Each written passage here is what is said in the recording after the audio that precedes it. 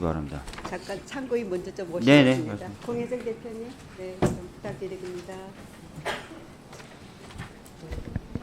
네, 안녕하십니까? 네, 서울시 강남갑 서명옥입니다. 우리 현장에서 아동학대 예방 시민 활동하고 계시는 대한아동학대방지협회 공혜정 대표님을 제가 참고인으로 모셨습니다. 먼저 본인의 소개 간단히 하시고 하시는 일에 대해서 설명 좀 부탁드립니다. 사단법인 대한아동학대방지협회 대표이사 공혜정입니다. 저희는 아동학대 예방활동과 교육, 그리고 그 학대 피해 아동 보호 및 지원이라든지 학대 대물림 끊기 또는 아동학대 관련 제도 개선 촉구 등 다방면의 일을 열심히 하고 있으며 이 모든 일을 정부나 지자체의 보조금이나 지원금 없이 자생적으로 하고 있습니다. 네, 존경합니다. 네, 정부의 지원도 하나도 안 받으시고 네, 시민운동을 하고 계십니다. 현장에서 여러 아동학대 케이스를 많이 보셨죠? 네. 네, 그러면은 저희는 아동학대가 발생하면은 그 대응하는 전담 공무원이 있습니다. 네. 그 공무원들의 여러 가지 활동을 옆에서 보셨을 때 그 문제점이 뭔지 그리고 앞으로 구체적인 그런 사례를 들어서 좀 말씀 좀 부탁드립니다. 네, 그 천안 아동학대 사건의 피해 아동은 어린이날 그 학대를 당해서 병원에 실려갔습니다. 의사가 아동학대로 신고를 했지만 그 현장에 있는 그 당시에는 아동학대 전담 공무원보다는 이제 아동보호 전문기관이었죠. 그 경찰하고 같이 출동하도록 되어 있었습니다만은 즉각 출동, 즉 72시간 이내에 출동해야 됨에도 불구하고 일주일이나 넘게 걸려서 현장 조사를 했습니다. 그리고 현장 조사에서도 전문적이지 못한 그 척도표라든지 아동을 분리 조치하지 않아서 그 아동의 그 가해자에 대한 두려움이 있는 상태에서 작성된 척도표로 인해서 아이가 분리 조치되지도 못했고 그다음에 이 학대 신고가 들어왔기 때문에 모니터링을 해야 됨에도 아무런 조치 없다가 아동이 그 이후에도 최소 2회 이상의 재학대로 인해서 결국은 뇌사 상태에 빠진 채 사망하고 말았습니다. 정의 사건 역시도 3회의 아동학대 신고가 들어갔음에도 불구하고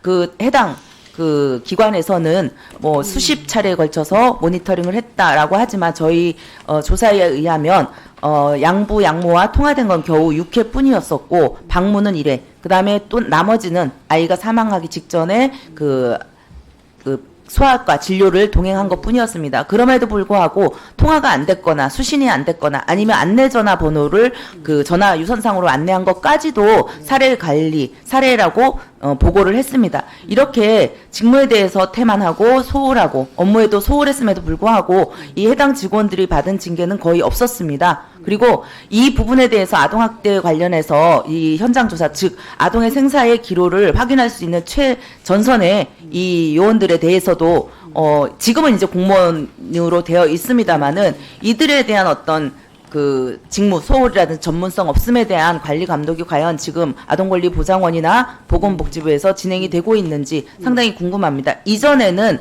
아무런 관리 감독이 되어 있지 않고 운영법인에만 맡긴 걸로 알고 있습니다. 저기 아동보장원장님, 네. 제가 책자 조금 전에 보니까 현장 대응 공무원들에 대해서도 역량 교육이라든지 대응 스킬을 갖다가 교육시킨다고 되어 있는데, 네, 맞습니다.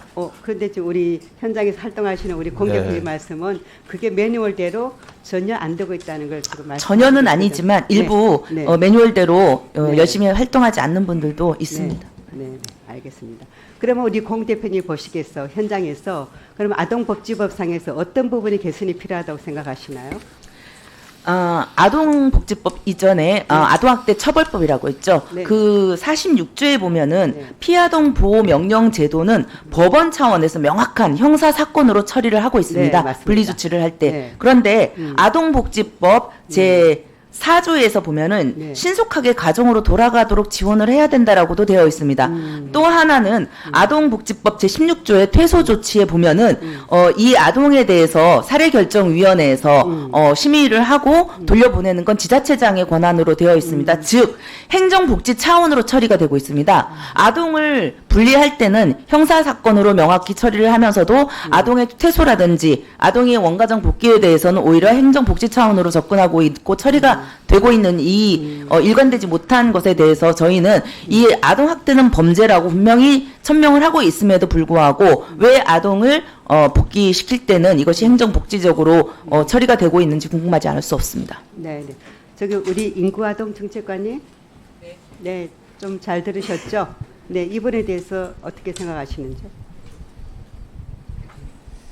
네, 재학대 방지를 위해서 저희들이 좀 더 현장하고 네. 긴밀하게 협의하면서 네. 제도적인 미비점을 좀 보완해 나가면서 네. 네, 충실하게 하도록 노력하겠습니다. 네, 네.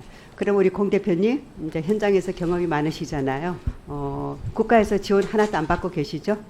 네. 전혀 받지 않습니다. 아, 네, 대단하십니다. 그러면은 지금 이 자리에서 정부에 대해서 아동 학대에 대해서 그걸 방지하기 위해서 어떤 부분의 개선책이 되어야 될지 우선순위 순서대로 좀 말씀해 주세요.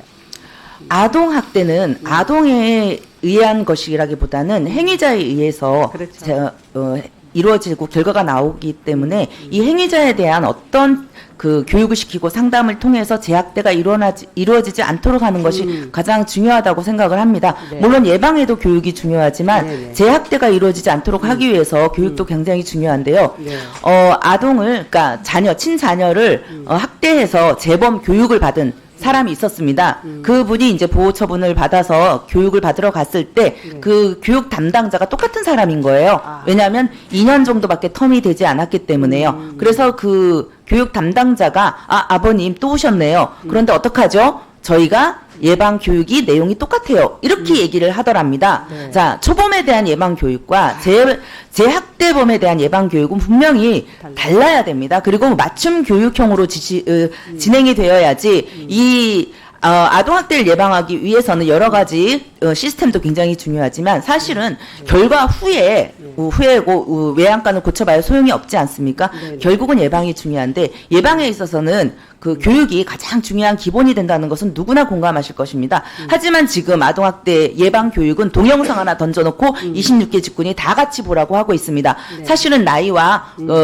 교육 조건이라든지 어떤 사회적인 어떤 게 다 다른데도 불구하고 단 하나의 동영상으로 모든 직군을 커버를 하고 있으니 이것이 그것도 동영상만으로 그 교육을 하고 있으니 이것이 어떻게 제대로 된 예방 교육이 될 수 있겠습니까?